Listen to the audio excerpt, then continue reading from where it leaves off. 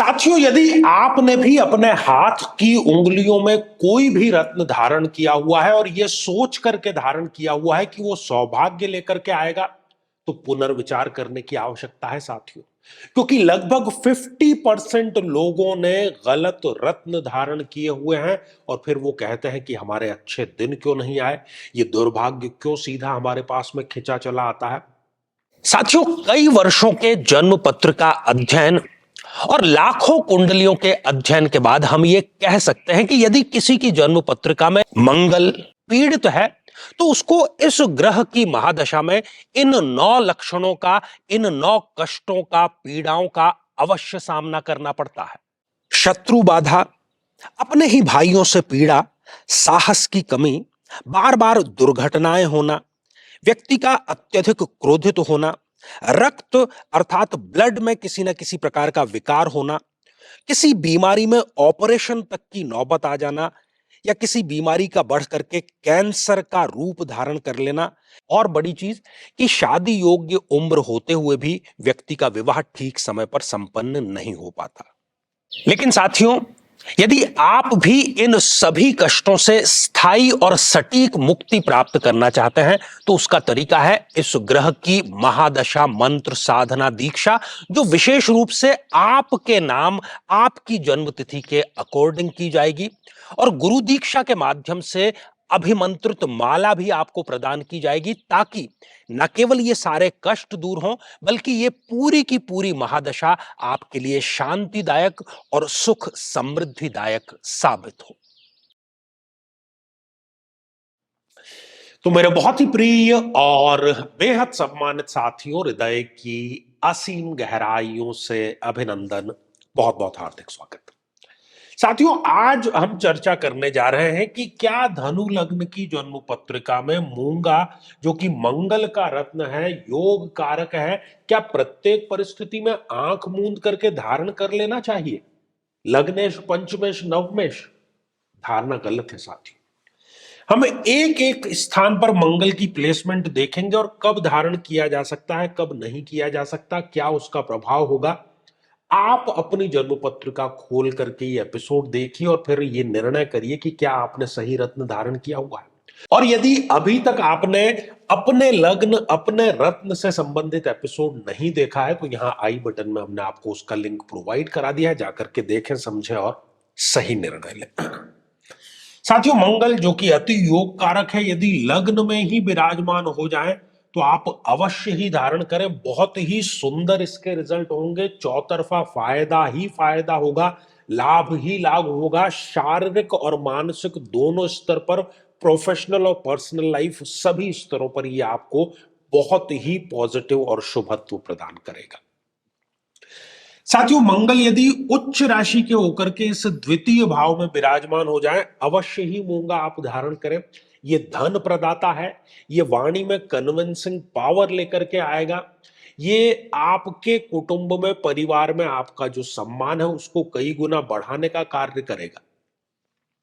साथियों, मंगल यदि दिशा बली होकर के इस थर्ड हाउस में विराजमान हो जाए, तो यहां पर भी आप अवश्य ही धारण करें। यहां पर धारण करेंगे, मेहनत थोड़ी सी ये बढ़ाएगा जरूर, लेकिन मेहनत से आपको जी नहीं चुराना चाहिए, क्योंकि ये रिजल्ट भी आपको अवश्य देगा। भाइयों से ये संबंध आपके बेहतर बना देगा और सपने इतने बड़े आप देखना शुरू कर देंगे और मेहनत भी बड़ी करेंगे, तो वो सपने आपके चाहे जितने बड़े हैं, आखिरकार उनको पूरा होना ही पड़ेगा। साथियों, मंगल यदि इस चतुर्थ भाव में विराजमान हो जाए, बहुत सुंदर स्थिति, अवश्य आपको धारण करना चाहिए। ये माता से संबंधित यदि आपको कोई चिंता है स्वास्थ्य को लेकर के उनके, उसमें ये मददगार करेगा। अपना घर, अपनी गाड़ी और अपना निवेश, ये बहुत सही और सही डिसीजन लेकर के उसको मल्टीपल ग्रोथ की तरफ आपको लेकर के जाएगा। साथियों, मंगल यदि स्वग्रही होकर के इस पंचम भाव में विराजमान हो जाए, अति सुंदर स्थिति है, अवश्य ही ये धारण करना चाहिए। ये संतान प्रदाता है, ये प्रेम संबंधों को प्रगाढ़ करता है। प्रेम संबंधों को यदि आप विवाह में तब्दील करना चाहते हैं, उसमें ये आपको मदद करेगा। शेयर मार्केट का कोई कार्य करते हैं, उसमें ये आपको सफलता अवश्य दिलाएगा। आकस्मिक लाभ कहीं ना कहीं से आता ही रहेगा। साथियों, मंगल यदि इस छठे भाव में विराजमान हो जाए, अब देखिए, अब ये योग कारक नहीं रहा और ना आपको अब इस स्थिति में मूंगा धारण करना चाहिए। यदि आप मूंगा धारण करेंगे तो ऋण के बोझ तले दबे चले जाएंगे आप। क्रोध अकारण ही आएगा, चिड़चिड़ापन व्यक्तित्व का हिस्सा बन जाएगा और ब्लड प्रेशर तो फिर आप उसके बारे में पूछिए ही मत। कोर्ट कचहरी मुकदमा, अज्ञात भय और छोटी बड़ी जेल यात्रा का भी ये योग यहां पर निर्मित अवश्य कर देता है। साथियों, मंगल यदि इस सप्तम भाव में विराजमान हो जाए, यहां पर आपको अवश्य ही धारण करना चाहिए। ये विवाह का भी कारक बन जाएगा। विवाह नहीं हो रहा है तो मूंगा धारण करिए, अच्छा रिश्ता आएगा, कुंडली जरूर मिलाइएगा। दाम्पत्य जीवन में किसी प्रकार की आपके खटास है, तनातनी है, ये पहनिए, सॉल्व जरूर होगी। और यदि आप पार्टनरशिप में किसी प्रकार का बिजनेस व्यापार करते हैं तो उसमें भी ये सफलता आपको अवश्य प्रदान करेगा। साथियों, मंगल यदि नीच राशि के होकर के इस अष्टम भाव में विराजमान हो जाए, अब आपको ये धारण नहीं करना है। इसलिए नहीं धारण करना है क्योंकि ये मृत्यु तुल्य कष्ट लेकर के आ जाएगा। अब योग कारक नहीं रहा। छोटी बड़ी जेल यात्रा, ऑपरेशन तक की नौबत और जिस किसी भी कार्य में हाथ डालेंगे उसमें सिवाय असफलता के कुछ और मिलने वाला नहीं है। साथियों, मंगल यदि इस नवम भाव में विराजमान हो जाए तो यहां पर आपको अवश्य ही धारण करना चाहिए। Professional life, personal life, spiritual life, सब में ये एक्सीलेंस की तरफ लेकर के जाएगा। विदेश यात्राएं आपकी शुरू हो जाएंगी और साथ ही जो भी मीटिंग आप करते हैं वो फ्रूटफुल अवश्य रहेगी। साथियों, मंगल यदि इस दशम भाव में विराजमान हो जाए, अवश्य ही आपको धारण करना चाहिए। ये पैतृक संपत्ति प्रदाता है। कोई व्यवसाय आप ऐसा कर रहे हैं जो कि आपने अपने पिता से लिया है, उसको आप एक्सीलेंस तक लेकर के जाएंगे। स्टूडेंट खासतौर पर जो बड़े बड़े कॉम्पिटिटिव एग्जामिनेशन की तैयारी कर रहे हैं उनके लिए ये फायदेमंद है। ब्यूरोक्रेट, पॉलिटिशियन, सभी के लिए ये पद प्राप्त करने का, ख्याति प्राप्त करने का माध्यम बनेगा और एक सेलिब्रिटी बनने का भी ये योग यहां पर प्रदान करता है। साथियों, मंगल यदि इस एकादश भाव में विराजमान है, अवश्य ही आपको धारण करना चाहिए। ये लाभ में, आय में वृद्धि करेगा, नेतृत्व क्षमता में वृद्धि करेगा। इच्छा पूर्ति का भाव है तो इच्छाओं की पूर्ति में ये सहायक होगा। अब यहां पर 12th हाउस की स्वग्रही हो गए यहां पर मंगल। ये थोड़ा सा आपको ध्यान देकर के सुनिए कि इस स्थिति में ये नहीं धारण करना।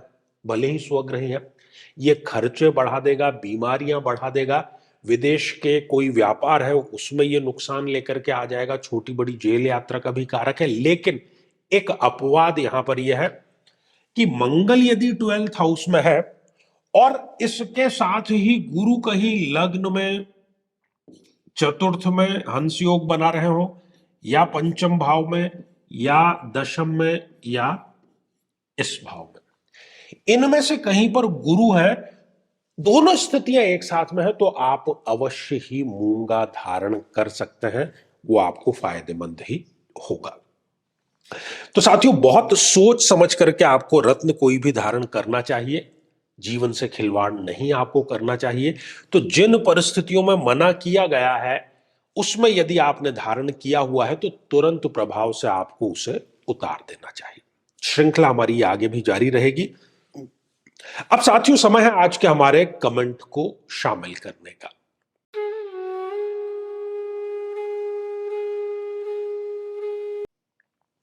और आज का कमेंट है हर्ष शर्मा जी का और आप पूछते हैं कि लग्न में मकर का शनि है। तो मकर लग्न की जन्म पत्रिका की आप बात कर रहे हैं। हम यहां पर मकर लग्न की जन्म पत्रिका ले लेते हैं और ये रही मकर लग्न की जन्म पत्रिका। तो लग्न में मकर का शनि है, बहुत सुंदर स्थिति। यहां पर ये शशि योग बन गया एंड गुरु 5th हाउस में है। गुरु इनके ये 5th हाउस में आ गया। तो ये पूछना चाह रहे हैं कि कौन सा रत्न इनको धारण करना चाहिए इस आधार पर। तो आप अवश्य ही शनि का रत्न नीलम धारण करें। बहुत सुंदर, सफलतादायक आपके लिए ये रहेगा। चौतरफा तरक्की लेकर के आएगा। पुखराज आपको धारण नहीं करना है गुरु का रत्न, क्योंकि ये एक तो अति मारक ग्रह है और ये यहां पर भाव में आकर के बैठ गया तो बीमारियों का कारण बनेगा, असफलता का ये कारण अवश्य बन जाएगा। साथियों, यदि आप भी चाहते हैं कि आपकी कुंडली का विश्लेषण नहीं बल्कि वैज्ञानिक विश्लेषण हो, तो आगामी समय में मैं स्वयं इन शहरों में उपस्थित रहूंगा। आप समय लेकर के मिल सकते हैं या फिर टेलीफोनिक या वीडियो कॉल के माध्यम से भी आप जुड़ सकते हैं। और यदि आप चाहते हैं कि आपके किसी एक प्रश्न का निःशुल्क मार्गदर्शन किया जाए, तो हमारे इसी चैनल पर प्रति शनिवार दोपहर 3 बजे हम लाइव कार्यक्रम लेकर के आते हैं। लेकिन उसमें शामिल होने के लिए आप हमारे इस वीडियो को हाइप कीजिए और उसका जो स्क्रीनशॉट है वो दिए गए व्हाट्सएप नंबर पर भेज दीजिए। तो इसी मंगल कामना के साथ में कि आप सभी स्वस्थ, समृद्ध और शांतिपूर्वक जीवन व्यतीत करें। नमस्कार।